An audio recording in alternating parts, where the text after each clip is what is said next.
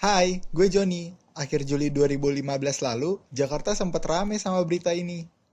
Ya, gue perjelas lagi. Intinya tentang seorang bapak yang rela mati asal anaknya mampu kuliah. Gue sangat salut sama si bapak.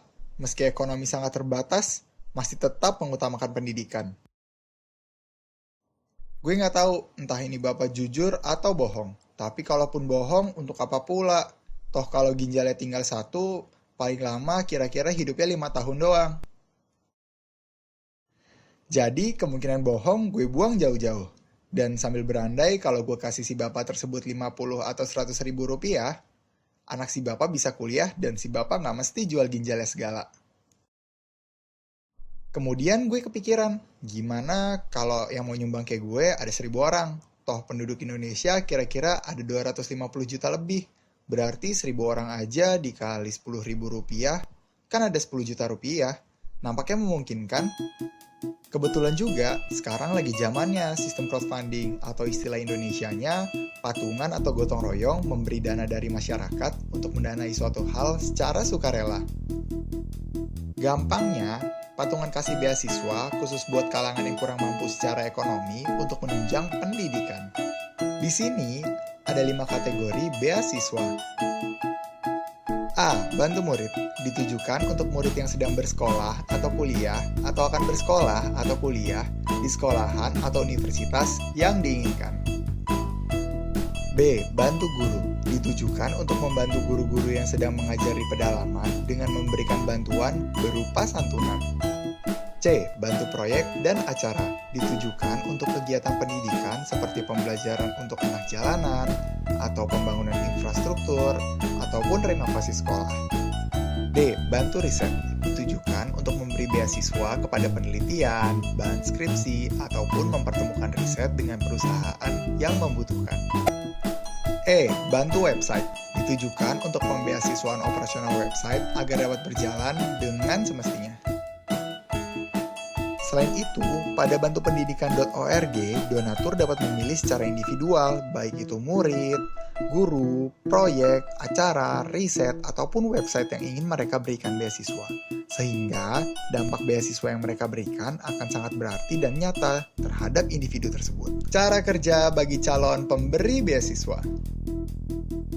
1. Calon pemberi membuka website bantupendidikan.org.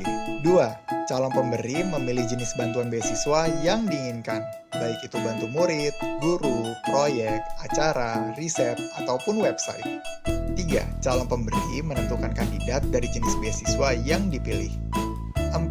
Setelah ditentukan, calon pemberi dapat melihat keterangan biodata dari kandidat tersebut. 5. Calon pemberi dapat menekan pilihan donasi sekarang dan memilih jenis transaksi. 6. Setelah transaksi berhasil, pemberi akan mendapatkan notifikasi dari tim bantupendidikan.org. Berikut cara kerja bagi calon penerima beasiswa. 1. Murid atau mahasiswa akan mengajukan diri ke BEM atau komunitas pendidikan. 2. BEM atau komunitas pendidikan melakukan penseleksian dan menyerahkan hasil ke tim bantupendidikan.org. 3. Tim kami akan melakukan verifikasi secara langsung terhadap murid atau mahasiswa yang diajukan oleh BEM atau komunitas pendidikan. 4. Jika tim dan murid menyetujui, tim kami akan memposting dan memberi beasiswa terhadap murid atau mahasiswa tersebut secara crowdfunding. Berikut peraturan dan ketentuan bagi calon penerima beasiswa. 1. Di sini tidak ada yang namanya kontrak kerja karena hitungannya donasi.